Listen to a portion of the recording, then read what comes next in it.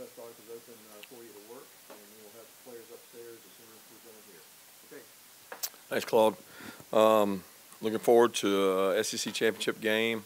Always a great venue, a great event. I spoke on this yesterday. I feel like I'm saying the same thing twice, but it's just an incredible atmosphere to play in. Never got a chance to play in it as a player, but have coached in it a lot of times, and it's a just special atmosphere. And the fan bases of both teams, regardless of who's in it, are always so passionate, and I'm excited for our players to get an opportunity to play in it. And it's the first time, I guess, since we've been here that we've got a less of a portion of guys that have played in it. So our upperclassmen have. Some of them have played in 2 of them, and some in 1, and some in 0. So very important to keep your composure and have a good plan of attack and then execute it.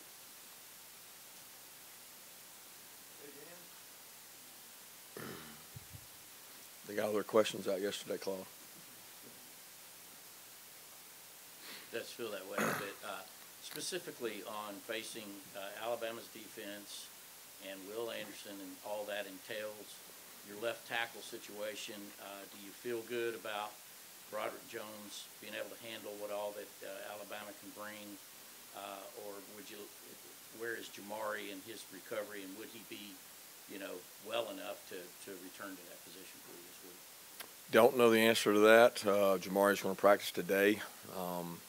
Jamari had a setback last week that was minor, but it was enough that he couldn't play this past week. We wanted to get him out there. I thought he was going to play against Georgia Tech, but once he had the setback, it was a little tougher for him too. We'll find out where he's at. Pressure getting to you. It's really up to how he practices and what he does. The good news is he's played a lot of SEC football. He's blocked some really good players before. They have some tremendous edge rush guys, including Will and others, and they do a good job of attacking that. But I mean, he has to go against all camp. He's had to go against really good pass rushers every Thursday. He gets to go against our guys and compete in 2-minute and things like that. So, I mean, if he's healthy, I feel good about it. Jamari being able to play. If he's not, Broderick's played in some big games now too, and Broderick's gone on the road and played in an Auburn environment, in a Tennessee, I guess it was Tennessee environment where he got to play, and so I'm pleased with what Broderick's been able to do. Broderick's a really good athlete, and hey, they got good players. We got good players. They get to go against each other, and excited to see them go play. But I'm not sitting here overly concerned about just left tackle. I mean, we got to block. We got to throw and catch. We got to be able to run the ball. We got to be able to have some form of balance, and we got to do what we do better than what they do. Hey, Kirby, how do you use your tight ends, not just as a receiving aspect, but also in the blocking aspect of your offense? Yeah, those 3 guys have kind of been the unsung heroes. In some cases, I guess you could say they're not unsung, but they're the unsung heroes in terms of everything they've been able to do. Number one, they've been dependable. Outside of Darnell, they've been healthy. And when you get dependable, healthy, talent, good pass catchers, I think Coach Hartley's done a tremendous job of them in run blocking. It's hard to find tight ends that can block defensive ends in NFL, but in the SEC. And our guys, we don't leave them out on an island often, but they hold up when they have to block in the run game and get movement and read things. They do a tremendous job. So they've been weapons catching the ball, and they've been targets. Obviously, Brock has been that, but the other guys have been as well. So they're a big part of our success on offense. Kirby, why do you think you guys have been able to hold up well from a pass rush perspective after Adam Anderson wasn't available? And in terms of, I know you have other quality guys, but did you guys make some tweaks in terms of how you approach that? Not really. I mean, we haven't changed a lot. The guys have bought in. We've got, a good group. We've got less depth all across the defensive line now in edge rushers than we had previously. But, I mean, you get good rushers, you let them rush. They'll go against one of the best tackles in the country and our best groups that we faced as a whole. So they'll have to do a really good job. Kirby, I know you hate the whole you versus Nick narrative in the media and fans, but I'm just wondering, in the 3 times you've coached against him, have you found anything unique, different about coaching against Nick Saban in a game? You got really good players. I mean, isn't that what it's about? I always defer to the players in terms of games. I mean, people have just talked about our defense a lot this year, but it's really about the players. It's not about Coach Lanning or myself, or it's about the players. And I've got immense amount of respect for Nick and the job he's done and what he's done in Alabama the time I was there and since I've left. But he'll be the first to admit it's the phone calls Monday through Thursday and the official visits Saturday and Sunday that get the job done in terms of the players. But it does take a complete organization and great leadership, and he's provided that. I know you talked about having your players run early in the week to get ready for a 4-quarter game, but the other part of that is the poise in those make-or-break moments in the fourth quarter. Is that something you can simulate, or you can't have that until you have that?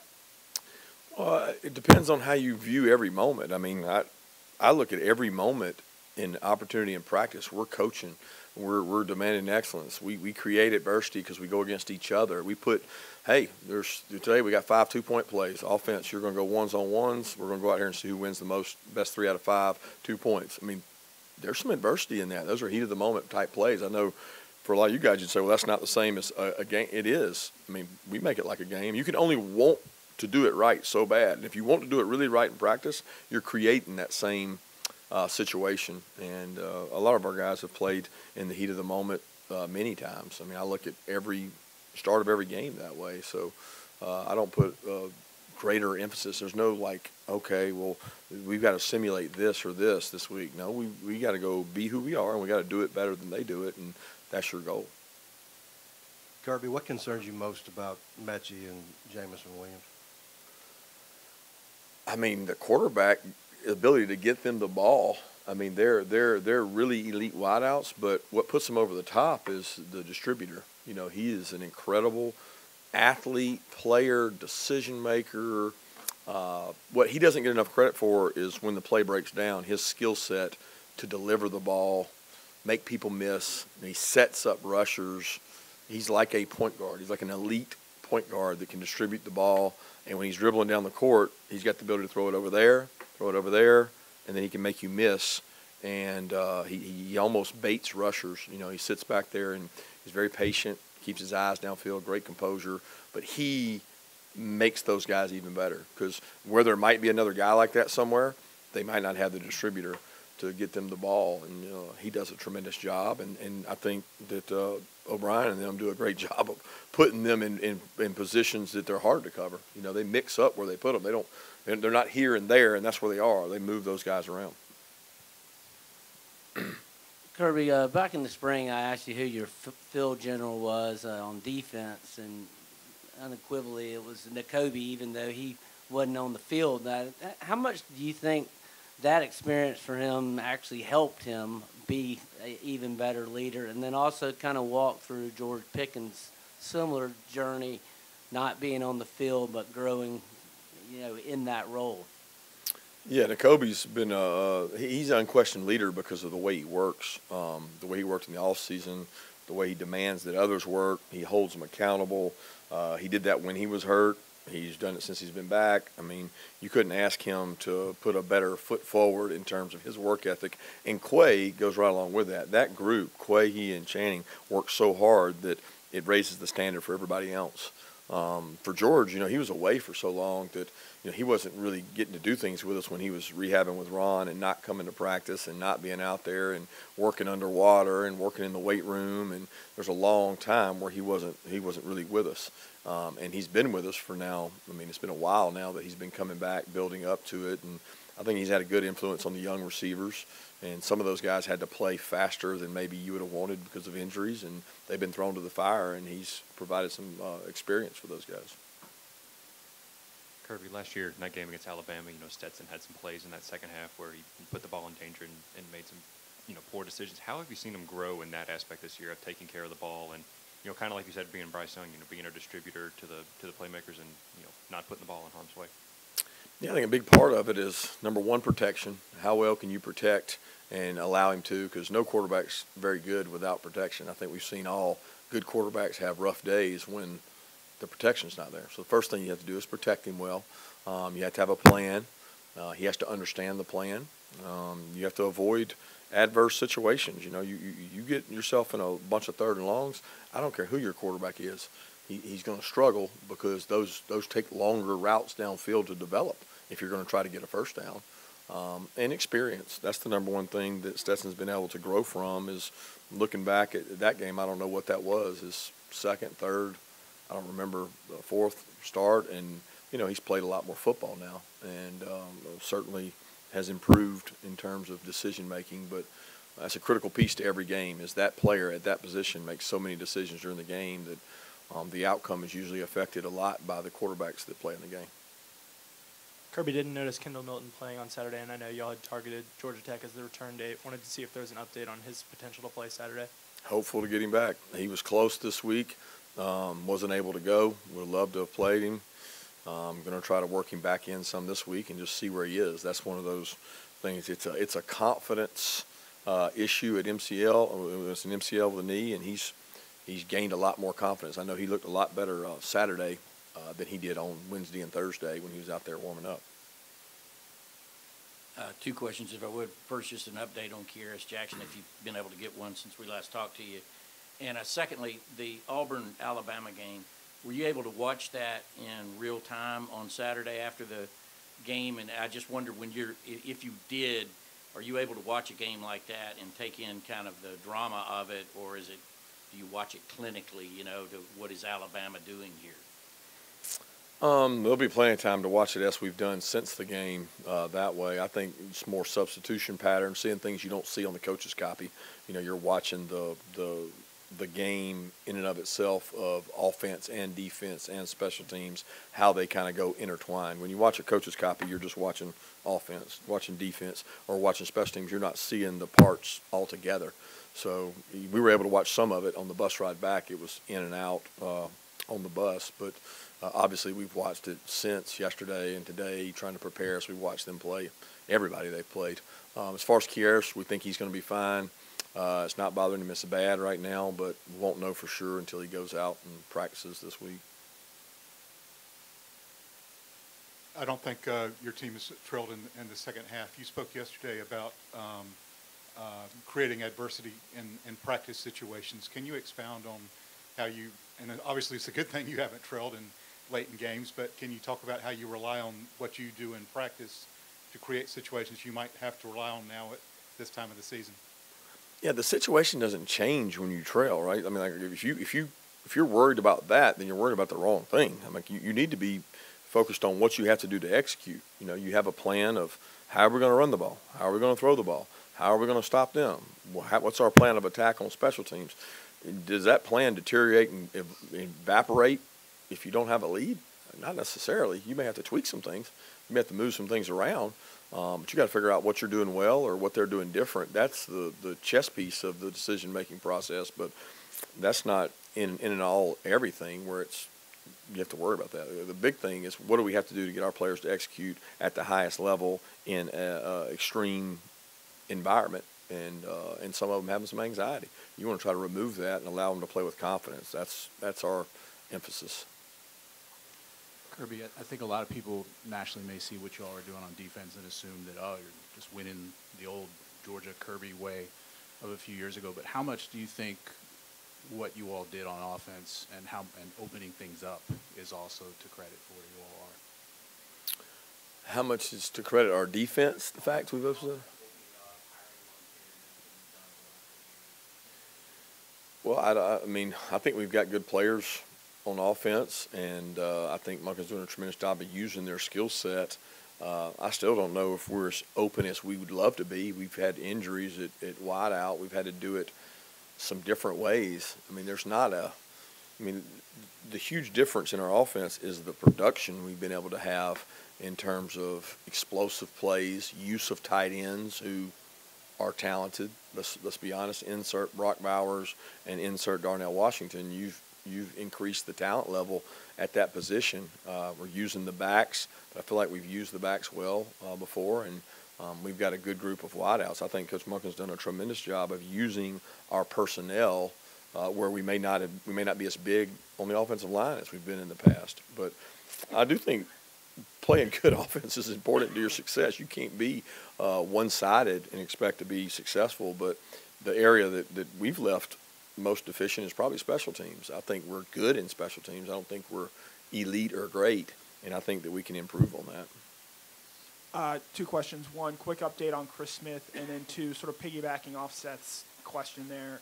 Last time you guys played in the SEC championship game, you lost by 27 points. How has this program changed since that game, or since that day? Well, number one, the team we played that day was a really good football team, probably one of the best that I've seen. And I've been in the SEC for 18 or 19 years, so they were a tremendous football team with a really good football team. We've improved. I think we've recruited well. I think our kids are playing with confidence. I think there's a lot of things outside of just the X and O's of football that this team has really connected, and they've done a good job from a leadership standpoint. So we're not the same team we were then, and there's some areas that team was probably more talented than this team. But the strength of this team, I've said it repeatedly, is the team.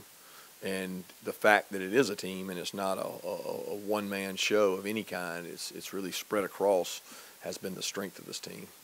As far as Chris, we're hopeful he's able to go today. He did some running yesterday, and we're hopeful to get him back. But, again, until I see it and him go out there and practice, I won't know. Kirby, what are your impressions of Alabama's offensive line, and what did Auburn do to be so effective in pressure? Well, first off, Auburn played them in a very different style. I mean, it was not what you see Auburn play all the time. They used a couple different methods with their receivers and different things. But their offensive line is they had X amount of first-round draft picks on that offense last year. So anytime you have that, you're going to have guys that have to get playing time, get experience. They moved to guard, to tackle, and he's been able to play. They've changed out their center a couple times, played different guys there. They've had some injuries. They've had guys move in and out at right tackle, just as all of us in the SEC have to do in finding the right combination. You have injuries. You have to move people around. I think they've had to do that. And anytime you lose the talent they have, you're going to have guys that come back and have to grow with experience. I think they've gotten better throughout. But, it's more to it than just what Auburn did. I don't know how you guys look at it, but that's a really tough place to play. And so is A&M. And that doesn't fall on deaf ears with our staff, and understand probably 2 of the hardest places to play in the country are right there, because we haven't been to A&M, but I've been to A&M, and we've always gone to Auburn, and it's a tough environment. That game is always different. The 9 years I was there, you never could judge anything on that game because it's such a interstate rivalry. Kirby, I guess this trip to the SEC championship game is different for you all in that there's a perception that playoff-wise you guys could get in even if you lose. How does that change anything with your guys, you think? I don't see that has anything to do with anything. I mean, I've said all my career that, to win SEC championships is almost just as hard, because the years that I spent in Alabama, you could say that winning the SEC championship was just as hard as trying to win a national championship, and it's one of our goals. We want to put it on this wall in here, and to do that, you got to win the SEC, and that's what we're focused on. Kirby, talk a little, obviously turnover margin's important in every game. How much do you preach to that going into these higher sweepstakes games? You try your best, and you try to simulate as many ways as possible. We've done a lot of different things to try to create some advantage for ourselves in terms of turnovers. We have not been where we need to be at that. We've had like 4 or 5 games we're dead even, 3 games where we lost the turnover margin. And if you're considerably better than somebody, that doesn't show itself. It doesn't become glaring. In these type games, it's huge. This and explosive plays, that and explosive plays are critical, and we have to be able to generate more, and we have to be able to protect the ball, which I feel like our offense has done a good job protecting the ball. We haven't gotten enough defensively, and that's a big emphasis for us this week. You talked about the last time you guys were in the SEC championship. I want to take you back to 2017 when you guys actually won it. your second season here as head coach. What do you remember most about that day, the game, just the players afterwards? Long time ago. Just the excitement, the joy of accomplishing something special with a really good group. You know, all those kids had come back. All those kids Georgia meant so much to them. It was our first time really doing it under this staff. I think the significant feeling they had of winning the SEC championship kind of superseded the fact that, oh, we're going to be in the playoffs now too. It was the fact that they had overcome the obstacle or the hurdle that was Auburn earlier in the year, and we didn't play our best game, and vindication of, okay, we won this game, now we're SEC champs, let's worry about the next chapter after that. And I think that's what made it special.